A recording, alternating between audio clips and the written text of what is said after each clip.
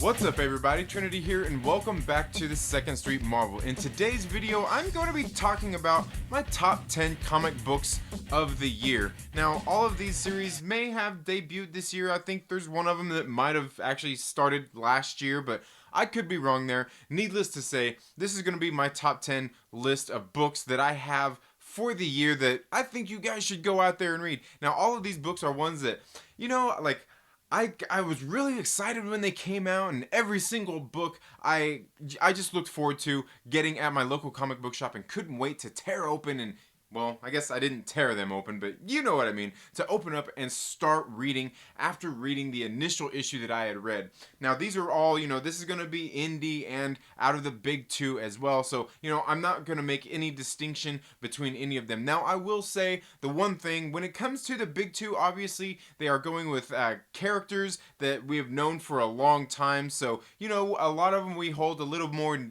near and dear to our hearts, and I can't blame anybody for any of the dislikes that I'm gonna get in this video when it comes to my ranking list. I know you're out there, disliker, and that's okay. I want you here as well because hey, that's okay. We're not all gonna agree on these things, okay? So I'm gonna start right off with number 10 of these books, and that is going to be Spider-Man Life Story. Now, this is a 6-issue miniseries that was being written by Chip Zdarsky. The penciler was Mark Bagley, the inker was John Dell, the color artist is Frank D'Armata, and the letterer is VC's Travis Lanham throughout this whole series. And basically what this series done was we followed the life of Peter Parker from back in the 1960s when he was a teenager and got bitten by that radioactive spider, and it went decade by decade, each issue, all the way up until I'm not gonna tell you what exactly happened, but it was a progression of his life, and he aged in real time. Unlike they do in the comic books that we read, you know, the regular comics that we read in the regular series. And it was very good. We met a lot of familiar faces like Tony Stark, Captain America. We even got like different foes that he had faced throughout times. And we even got people like the likes of Miles Morales. It was a very, very good series. The art in it is really great. The story was really good. And, you know, at the end of it, I know I was sitting there thinking, like, they need to do more stories like this for more of the characters in the Marvel Universe. And again, it was a 6-issue miniseries. It is available on trade paperback if you want to save a couple bucks aside from buying the floppies, which you might not be able to find at your local comic book shop, as they might be sold out. I don't know how this series sold, but it was a very good series as well. Now, moving into my number 9 spot for the year is going to be DC's Deceased, and this is one of those zombie variant covers. This was a very, very great series as well, and it was written by Tom Taylor. The artist was Trevor Hairsine and Stefano Guadiano, and James Herron. The colorist was Rain Barreto. The letterer was Saida Tamofonte, and I'm gonna tell you guys that I think for the most part they kept the same artist team on here. I think in this first book they kind of switched it up a little bit. I could be wrong there, but again, this Deceased is a very, very great series in which basically there is like it takes place at, I guess you would say, in an alternate universe out of what's going on in their normal continuity over there at DC. But basically what happens is there's this techno-organic virus that was spread by way of cell phones. And I think that's kind of the thing that this story was kind of sort of telling a narrative about, is, you know, kind of that thing these days about how we're all kind of, you know, we're all so invested in our phones and social media, and, you know, constantly you go around, you know, in our world and you see people, you know, with their face buried in their phone all the time, whether it's driving down the road. Don't be that guy. Don't be that guy. Whether it's driving down the road or walking through down the street, or maybe even sitting in your home, where, you know, people's kind of obsession with our mobile phones has kind of been prevalent in society as of late. And that's just because, you know, you can do pretty much everything with these devices nowadays. So this techno-organic virus ended up spreading by way of cell phones, and it spread very fast. And the story was telling the story. The story was telling us about how all of our heroes had to kind of race against the clock to try to keep everybody from being infected in the world with this techno-organic virus. And in the end, I mean, it was really great. It was really gory. The art in the book throughout was pretty good. And you know, like, there was some very sad and touching moments throughout this whole series, as there are a lot of people that fell victim to this virus that was kind of taking over the world. And in the end, the heroes ended up, you know, they took all what was left of humanity and themselves and ended up having to go find a new home on a different Earth, as you know, our regular Earth was pretty much overtaken and was no longer a livable habitat for them, so they had to go out and seek a different place to live. Again, it was a very great series. Tom Taylor did a great job writing the series, and he seems to have a very good way of letting you in on who these characters are and letting you wanting to know more about them. And this was a series I looked forward to reading every single issue that came out. And you guys know, if you follow me here on the channel long enough, I don't read a whole lot of DC, but I've got to tell you, this series was really good. Definitely one I think you guys should check out. And it is available on trade paperback and even hardcover as we speak. So moving in to the number 8 spot is going to be on Image Comics, and that's Ice Cream Man. Now this series is really good. This is a horror series in which it tells just like, just each issue is kind of a one shot. So it's not like one that you have to, you know, you got an ongoing. It's an ongoing series, but it's not like one where each issue ties to the next, other than through your local Ice Cream Man. And these were very odd tales here, and it's written by W. Maxwell Prince. The art is by Martin Morazzo. The colors are by Chris O'Halloran, and it's lettered by good old Neon. And I've got to tell you guys, this, like I said, this series is very good. You can definitely tell Martin Morazzo's art, just like, you know, a lot of artists, you can really tell their art, you know, it stands out. You can definitely tell Martin Morazzo's art, and the story being written here by W. Maxwell Prince was very good. Like, each one of these issues I really looked forward to reading, and they I guess where it kind of got me was each issue kind of felt eerie. Like, I would read it and I would get done and I just feel like, ugh, kind of creeped out, you know what I mean? Like, it kind of gave me the willies. And I think that's really a really good job, speaking to the writer writing the book as well as the art, because the art really kind of reflected the world that's going on here. A series that I think, if you're into a good horror title, I think is one that you'll definitely enjoy. And I think I kind of likened it to this TV series when I was growing up. It was called, what was it? Tales from the Dark Side, I think. It kind of reminded me of that, because I remember being a kid, like, when that show would come on and hearing the little intro theme music, it just, like, it creeped me out, and it was really weird and eerie. This book is definitely that. Now, moving into the number 7 spot is going to be Blade Runner 2019. This book is being published by Titan Comics. It's written by Michael Green and Mike Johnson. The art is by Andreas Guinaldo, and the colors are by Mark Lesko, and it's lettered by the hardworking Jim Campbell. Now, in case you don't know, this is basically based off of the Blade Runner movie that came out back in, was it 1982 when Blade Runner came out? And they actually did some very great covers. I didn't get the alternate cover on issue number 1, but these great covers that were done by Sid Mead, who did the original concept art for the Blade Runner movie.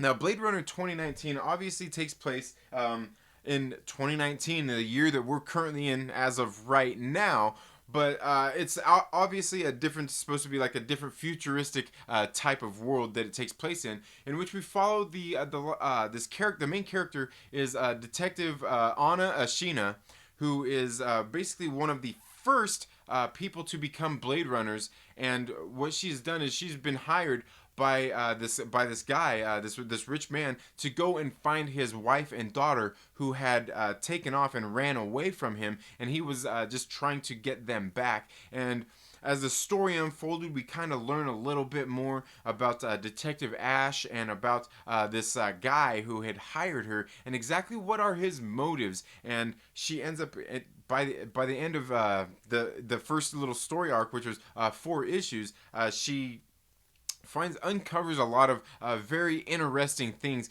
going forward here. It is a cyberpunk tale, and the art in the book was really great. The story, I thought, was really well written. You can tell the people that wrote this story really did quite enjoy the Blade Runner world. And like I said, it's a cyberpunk tale, and you know what, guys? Here on my channel, I can tell you, and just me personally, I'm really into cyberpunk. I think I need to learn more cyberpunk more cyberpunk tales out there in comic books. And if you know of any, let me know down in the comments below. And let me know your thoughts on any of these titles as well down in the comments below.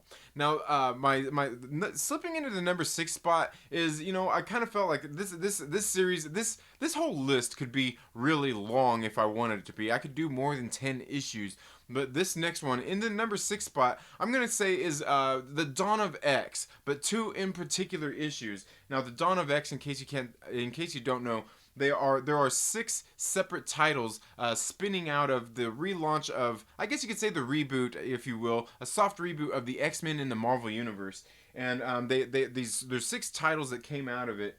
And I'm putting these 2 in one because I think a lot of these are really great titles, and Jonathan Hickman is kind of seeing them all up, and they're kind of telling a big cohesive story throughout each one of these 6 issues. But the ones I want to talk about here that are making my number 6, the number 6 here, are going to be Marauders and X-Force. Guys, these 2 series are absolutely great books coming out of the House of X and Powers of X in this Dawn of X series. And Marauders is being written by Jerry Dugan. On this particular issue that I've got here, Matteo Lolli was the artist. Federico Blee is the color artist. It's lettered by VC's Corey Petit, and Tom Muller's on design. Russell Dodderman and Matthew Wilson did this particular cover right here that I've got. Now, I believe they did switch the art team up a little bit here as well. But again, a very good, very great series in which we basically are learning a lot about the Hellfire Trading Company and Kate Pride, who has basically been given a team to lead in which they're going to distribute the mutant drugs to the humans and bring other mutants who have no access to the Krakoan gateways back to Krakoa for I guess their safety and for them to live. Again, a very great series. And then the next one was X-Force. And again, I know it's a little unfair to put these 2 of them into one, but these 2 are the 2 books out of all these series that I really like. And X-Force is written by Benjamin Percy with art by Joshua Cassara. And let's see, on Dean White is the color artist, VC's Joe Caramagna is the letterer, and Tom Muller's on design. Dustin Weaver did the cover, and again, you know, you can go ahead and check that out. And I believe through the first set of issues that we've got so far, they do have the same art team here. And X-Force is kind of, you know, that a lot of serious things happen in this series, and we see the team as they're going out trying to figure out, because the humans, at this point, there are humans out there who have their own little factions who are out to put an end to the mutants and want to attack Krakoa and get a hold of the drugs. And a lot of different organizations have different motives for what they're doing out there. Again, it's a very exciting book, both of these books, and I look forward to reading them every single time. And I have done plenty of reviews here on the channel of all of the Dawn of X series. You can make sure that you go and check them out. There should be cards for some of these videos right up here. If not, there'll probably be some down in the description here on the video where you can go and find those. Okay, now guys, we're breaking into the top 5. And with the top 5, you know, the number 5 book that I have here, I'm gonna tell you guys once again, this is a 2 series that I'm going to put into one, and that's because that is the House of X and the Powers of X, or Powers of 10, if you will, depending on who you are. Please feel free to beat me up in the comments about that. But hey, it says X, it doesn't say 10, you know, because other than that, I could call this House of 10 then, right? Hey. Come on now. Now this series, House of X, was written by Jonathan Hickman, and the artist is Pepe Larraz, Marte Garcia, Gracia is the color artist, and VC's Clayton Cowles did the letters. Tom Malone on design, and Pepe Larraz and Marta Gracia are the cover artists on the House of X. And then the Powers of X. Let me see here. Obviously, this one was written by Jonathan Hickman, and then the R.B. Silva is the artist, and R.B. Silva and Adriano Di Benedetto are the inkers, and Marta Gracia was the color artist. VC's Clayton Cowles was the letterer, and Tom Muller was on design, and the cover artist here was R.B. Silva and Marta Gracia. And I'm sure they may have switched the art team a little bit up here throughout these. I'm not sure that they did, so don't quote me on that. But I'll go ahead and show you those again. Now, this book, these two books, basically, I'm putting these together as one, and this one makes a little more sense than the last one, maybe. They are basically the reboot of the X-Men in the Marvel Universe, as we learn Moira McTaggart. Basically, we learn about her and how she is a mutant, and she's a character that's been ongoing throughout the whole series for quite a while, as far as I know. And we see that she basically leads 10 lives. And throughout these lives, that's what these books cover, is kind of them trying to beat out, to try to fight back against the Sentinels, if you will, because the Sentinels ended up going on into evolving. And what we find here through time is that the mutants and the humans who have always been at war, they now actually have a mutual enemy, if you will, in the fact of AI and biotechnology, as these things all sort of kind of merge and brings kind of an end to not only mutant kind but humankind. And that's the story that was really being built here in this soft reboot of the X-Men in the Marvel Universe. And I've got to tell you, I know, like, these books came out back to back weeks. So over the course of 12 weeks, we were getting this story unfolding, and it was really great. And I know that there's plenty of people out there, including myself, who looked forward every single week to reading one of these new series. And guys, I am telling you, the House of X and Powers of X are an absolutely great series, and you should go check them out. They should be available on trade paperback at your local comic book shop. Okay, so now going into number 4, we're gonna have on Vault Comics, that is The Plot. Okay, guys, this has been one of my favorite series now. In case you guys have been following me here on the channel long enough, you know that Vault Comics is probably one of my... Okay, not probably. They are my favorite indie comic book, or indie. I mean, that's a little odd, isn't it? Small print publisher out there right now, and The Plot is excellent. This is a horror series that I believe currently they are on issue number 4. Is it issue number 4 or issue number 3 that just came out? Very great series. Now, this one is being written by Tim Daniel and Michael Morecki. Or is that Morisi? I'm not for sure how you say that. It's drawn by Joshua Hickson, colored by Jordan Boyd, and lettered by the very hardworking Jim Campbell. And I'm telling you guys, this one is a great book. It's a horror tale, and like, you got to see some of the art in here. Just freaking fantabulous. One of my favorite books. This one is a horror tale. Talking about, like, there's this CEO of this big pharmaceutical company. Him and his wife get brutally murdered, and their children end up having to go with his live with his brother in, I want to say it's Cape Augusta, Cape Augusta, Maine. Back on the family at the family house, this family plot, if you will, right? You see what I did there? Anyway, so these kids go to live with their uncle, who they barely even know, and there's a whole lot of crazy things going on here as we see a whole bunch of dead people. There's the sheriff in town. This is a small town as well. The sheriff in the town kind of knows who they are, and he wants Chase Blaine, who is the uncle here that the kids go to live with. He wants him out of town, and just a whole lot of crazy, eerie things going on here. I think this is a series that you guys would definitely like. If you like horror tales, you want a horror title to read, this is a good one. Again, the art in this book is great. The story has been really good. I look forward to reading each and every single one of these issues. Man, it just don't stop. If you guys follow me here on the channel long enough, you know that, I've said this, and I'm not really a big, horror fan, but I'm getting more and more into it. And this title, man, The Plot, is a great book. Like I said, the art's great, the story's great. It all seems to just work together really good here. And again, it's on Vault Comics, who is definitely my favorite small print publisher of the year. And I'll probably have a video coming up very soon here on the channel talking a little bit more about them, because I like the work they're doing over there.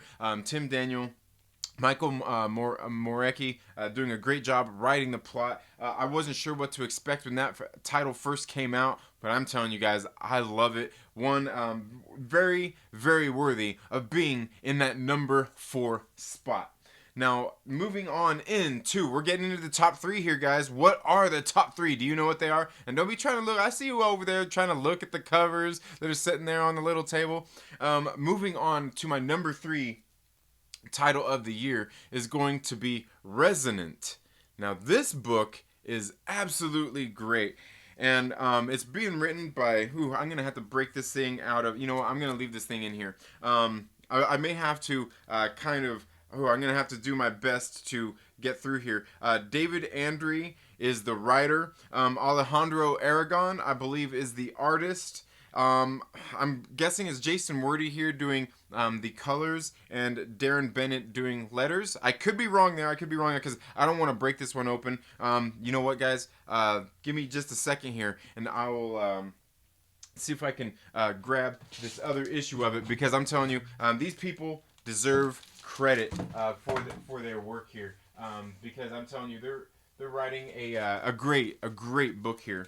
And I'll tell you a little bit more about that here in a second. Why? Okay, yeah, it's written by David Andre. Alejandro Aragon is the artist. Jason Wordy is the colorist, and the letterer is Darren Bennett. See, I was right, man. I was right. See, I knew my stuff, man. I knew my stuff. And the reason I didn't want to break this one open is because I actually got this one. DB Andre, the writer here, was doing this thing. He posted a post on Twitter, and I got this. This copy right here. It's even signed by him. This particular cover is only 1 out of 250 that they printed and had made up, and I own 2 of these. Okay, and I've got to tell you, there's a reason for that, because I absolutely love this title. It's this, I would say, like a post-apocalyptic type of future in which there's like these waves that go around and kind of possess people, kind of make them go crazy. And in this story, we see there's this father, and I'm gonna say what is his name? Before I even look, his name is, dang it, I can't remember his name. His name is, man, I can't remember. It's not even telling me right here. I'll remember here in a second. But the father here, he's got 3 children, who, like, one of his children has a debilitating illness, so he has to go to a town that's close by to try to get him some medication. And while he is there, his children are basically left on their family house, and kind of in the middle of the woods, all alone. And so, as he goes to get it, and he only plans on being gone for a few days. And when he gets to this town, he ends up getting caught up in, like, human trafficking. He gets abducted and gets taken to this island. And there he basically gets stuck on this island, and his kids are left to fend for themselves as these waves keep coming through and possessing people. And so his daughter, his oldest daughter, is she's an amputee. One of her legs is she's missing half of one of her legs. So that's a cool thing in the story, but she's still a very able-bodied little girl. She's there kind of in charge of the family. Her name is Beck. I'm guessing short for Rebecca. And she's there with her brothers, kind of taking care of them. And basically what happens is these kids get into a fight. One of them ends up taking off. He gets put into, he goes and ends up kind of becoming part of this, like, religious group there. And while his father is off on this island, kind of fighting to get off this island, as a matter of fact, to get back to his family. Very great book. The thing I really like about this book, though, is the fact that, I have 3 kids of my own, and so we can see that, like, this father here, he has he has raised these kids very good, because they can kind of fend for themselves and take care of themselves, and he feels confident in leaving them alone while he leaves for a few days. And to me, that's like I said, I'm a parent, so I get that. Something that we always want to do as parents is make sure that we're preparing our kids for the world, and that's something that I really like about this series, is because it's telling like while there is some obviously some kind of science fiction things going on here with these waves that come through and taking everything over. The thing that's not science fiction in here is just that we as parents, we always want to prepare our kids for the world, to go out there and be able to handle themselves and just live in this world and hopefully create a better world. And that's one thing I really like about this series, is that they show that, and to me, I think that's something that's very good and should be reflected in more kind of like comic books and art and just just those kinds of things, because that's something, like I said, I'm a parent myself. I have 3 kids myself. So I find this story very relatable as I'm reading it, wanting to make sure that my kids are prepared to go out there in the world and be able to survive and fend for themselves. You know what I mean? And know the things that they need to do and preparing them for that. You know what I mean? That's what I like about this series. David Andrews been doing a freaking fantastic job writing this book, and the art in the book is really good. It really kind of helps set that post-apocalyptic type of feel with everything going on. I really do like this series, and again, that one's on Vault Comics as well. Like I said, they are definitely my favorite small print publisher of the year. Okay guys, so now we just broke the top 3. Do you guys know what number 2 is? Can you take a guess? Alright guys, I'm going to let you know. My number 2 favorite comic book of the year is Neon Future. Now this is the trade paperback of Neon Future being published by Impact Theory Comics. Now Impact Theory Comics is another one of my favorite publishers of the year, as this is their only title though, and they basically started this off as kind of a bold venture to go off and start a brand new company, giving what a lot of people would say is the current state of the comic books is not the best right now. But they still went out and proved that you can put out a comic book and distribute it through Diamond Distributors, get it out into local comic shops, and get it into people's hands to read. This book is really great. Now what it is Neon Future is a it is a dystopian type future, where it's a cyberpunk tale that's a dystopian type future in which people have started to upgrade their bodies with advanced technology and basically what's happened here is, in this world, is this advanced technology and automation have pretty much taken over the world, and it's kind of led to a global recession, and each country is dealing with that in their own way. And in the United States, they enacted this thing called Article 10, known as the Return. And basically what that is it outlaws advanced technology. Now, it's people still have upgraded parts on their bodies, this technology as part of their bodies, but it is being regulated by the government. And there is basically a war, a war that's been kind of brewing and going on between the augmented and the authentic, which the augmented are people who have chose to put this advanced technology in their bodies, and the augmented who have not. And it's a really, really great book. Now the thing about this book I want to tell you is that they have a lot of people putting in a lot of hard work into this book. And let me see here. It's produced by Tom Bilyeu, Matt Cullen, and Steve Aoki. The story is by Jim Kruger, Tom Bilyeu, Steve Aoki, Matt Cullen, Dana Brower, and Samantha Levenshoe. The artists are Neil Edwards and Jeremy Ropak. Or is it Ropak? I don't know. The inker is Keith Champagne. The art director is Abraham Lee. The colorists are Abraham Lee, David Kim, and Nuo Zhu. Additional colors by Gabe Alataib, Anthony Washington, and Sendon Claiborne. The letterers are by A Larger World Studios and Farhad Haydarian. Additional letters by Samantha Levenshoe and Clem Robbins. Covers are by Jeremy Ropak, Abraham Lee, and Maisij Kusiara.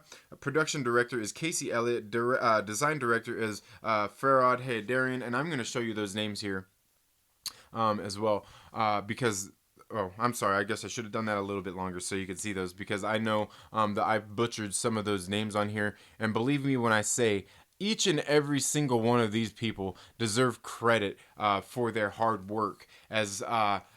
And you can see right here on the cover, this is one of the main characters here. His name is Kita Sovi, and his likeness is from Steve Aoki, who is like he's like a DJ. He's like a music guy. You know, his DJ goes around and does like all these big kind of like shows out there. Like I won't confess to know a whole lot about him, but guys, this is has been one of my favorite comic books of the year. They just finished volume 1, and as a matter of fact, I love this series so much that I gave a copy away on my 1-year anniversary here on YouTube. That's how much I like this book. It's a really great series. Like I said, if you like cyberpunk, I would definitely read it. The art in the book is absolutely great. The colors in it are phenomenal. I can't say enough good things about this book. I've done several reviews on it here on the channel. I think you guys should definitely go give Neon Future a try. Go, and you can actually go to their Impact Theory's website, Impact Theory Comics, and you can get on their website and you can download a digital version of issue number 1 for free and see if it's for you. And I'll leave a link to the video or something that I did in which I told you how you could go ahead and do that. But you just basically go to their website and act like you're going to buy the digital copy of it, and they give it to you for free. It asks for a little bit of your information, no credit card information, just to verify who you are and send you the copy through an email. But I'm telling you guys, it's a really great series, the Neon Future, and that's why it's in my number 2 spot here on my top 10 list of the year. Now, number 1 series that I have of the year, you guys are probably going to know what this is because I have talked about this book, flapping my gums, constantly nonstop about this plenty of times here on the channel, okay? As well as its creators, and that is Black Widow No Restraints Play. This is obviously being published by Marvel Comics, that you know, as Black Widow is their character. But this book is was written by Jen and Sylvia Saska. Flaviano is the artist. VC's Joe Caramagna is the letterer. Oh, and Veronica Gandini is the color artist. And the cover art here is done by Clayton Crane, and he's the one who done the covers here. And guys, this book is definitely my favorite comic book of the year for several reasons. For one, I mean, you guys know, you can't tell by the channel name, I like Marvel. I like Marvel Comics. You know, I like MCU, and that's the MCU is kind of what got me back into reading comic books again.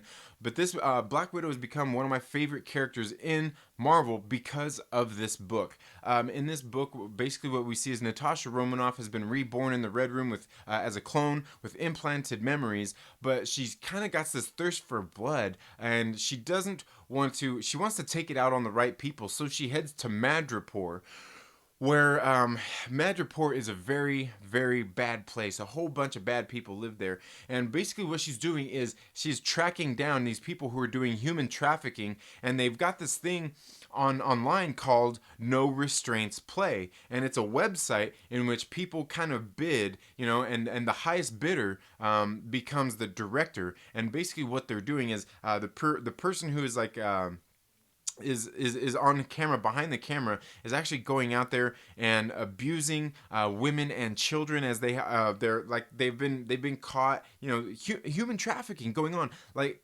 just some really cool stuff. And so the highest bidder gets to be the director, if you will, of the session, and directs them to do some very gross and disgusting things throughout through the course of what they're doing here. And Natasha Romanoff is out there, Black Widow is out there trying to exact her revenge and take it out on the right people, and she does it, man. I'm telling you, she goes out there and she gets justice. This series was so well written, man. I'm telling you.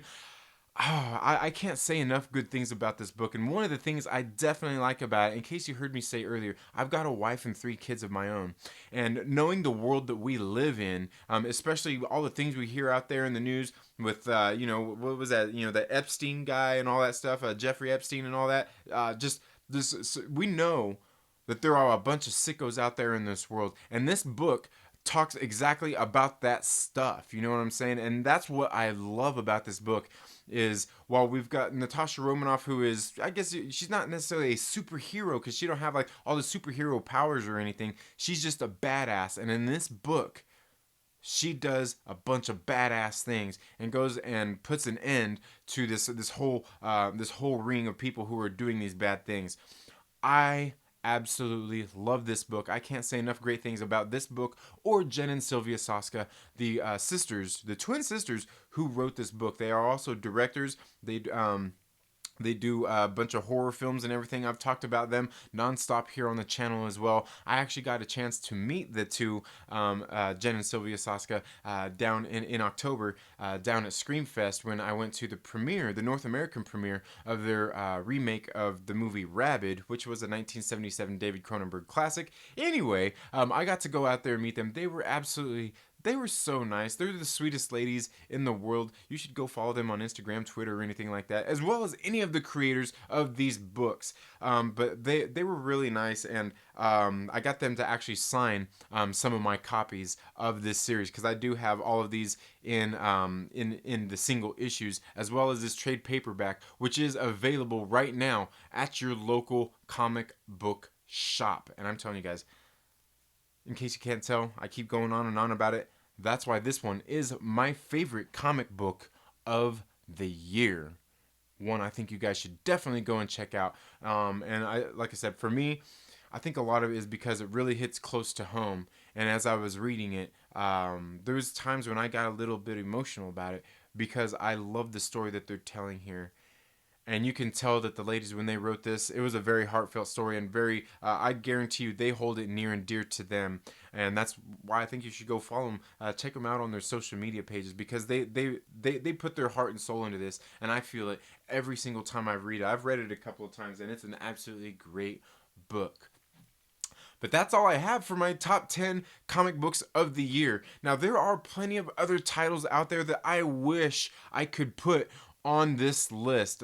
Believe me, there's a whole bunch of other books that I've been reading. There's been The No Ones, that was actually done by Jim Kruger, who was one of the writers on Neon Future.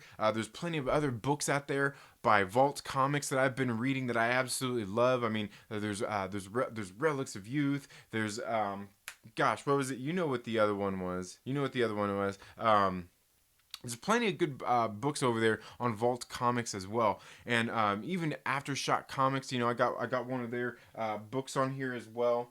Didn't I get an Aftershock one? I thought I put an Aftershock one on here. I may not have put an Aftershock comic book on here. I don't think I did, but there should be, because they've been putting out some great titles as well, like Bad Reception, You Are Obsolete, Shoplifters Will Be Liquidated. Just some really great books. Like I said, there's so many books out there that deserve to be on this list, but it's only 10 books that I could put on here. Now, I do know I cheated on number 6 and number 5, but hey, man, I gotta do something, right? I don't know what else to say.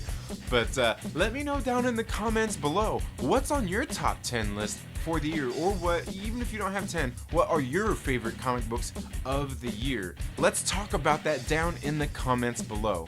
That's all I have for this video today, folks. Thank you all so much for tuning into the Second Street Marvel. If you haven't already, please make sure you're subscribed. Yeah, blah, blah, blah. You know the deal, man. Just do that stuff. Give this video a thumbs down or give it a thumbs up. But most of all, make sure you share it with a friend and invite them to come hang out with us here on the Second Street Marvel. You all have a very good day. Have a great rest of your week. Go out and read some great comic books, and we'll see you in the next video. Later.